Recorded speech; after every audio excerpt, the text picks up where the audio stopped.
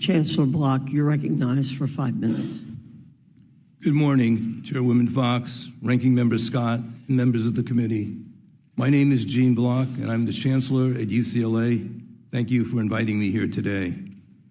Let me start by affirming that all forms of discrimination, including anti-Semitism and Islamophobia, are antithetical to UCLA's values and corrosive to our culture. I wish I could say that our campus has been immune to the disturbing rise of anti-Semitism across our country since October 7th. Sadly, that's not the case. What I can say, and what I'll address today, is how we've been confronting and will continue to confront this challenge. Last summer, I announced my intent to retire this July after leading UCLA for 17 years. These are my final months of Chancellor of this distinguished institution. While I'm saddened by the recent turmoil on our campus, I'm also proud of our legacy as a university deeply committed to the peaceful expression of differing viewpoints. To have a functioning democracy, we must be able to speak freely about the most consequential events of the day. As a public university, UCLA is subject to a dual legal mandate: the First Amendment obligation to protect free speech on campus, and the obligation under federal laws to protect students from discrimination and harassment. This balance is often difficult to achieve, and it has been especially difficult since October 7th.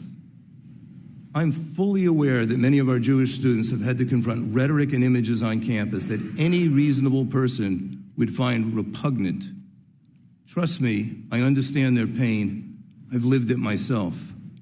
As a Jewish kid growing up in the Catskill region of New York with relatives who were Holocaust survivors and victims. As the former provost at the University of Virginia watching news coverage of neo-Nazis rioting outside the synagogue in Charlottesville, where my children were called to the Torah.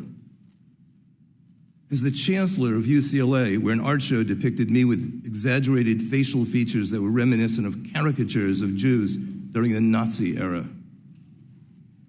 As we all know, being an American means sometimes being asked to tolerate offensive and even hateful speech protected by our Constitution. But there are limits. At UCLA, we draw the line when speech crosses into intimidation, threats, and harassment of our community.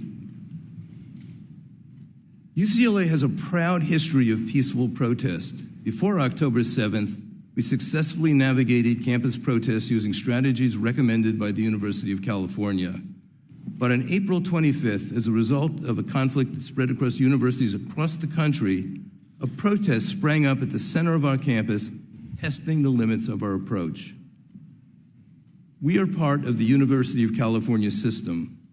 We followed University of California policy guidelines that directs its 10 campuses to only use law enforcement to remove protesters when absolutely necessary to protect the physical safety of our community. Accordingly, the encampment remained. As the encampment grew to more than 500 protesters, some of whom were not even affiliated with UCLA, it disrupted normal access to some classes. On April 28th, I decided to remove the encampment after violence broke out between opposing demonstrators, and I asked for a security plan to do so. We gave the protesters written notice that the encampment was unlawful on April 30th and instructed them to disperse. But before the necessary police resources could be assembled, assailants attacked the encampment that evening.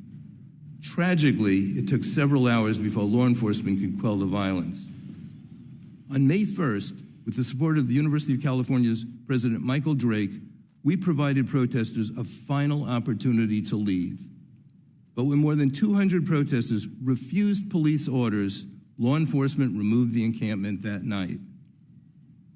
With the benefit of hindsight, we should have been prepared to immediately remove the encampment if and when the safety of our community was put at risk. We have since taken decisive action. I created a new Office of Campus Safety that reports directly to me. UCLA is conducting a thorough examination of our security processes.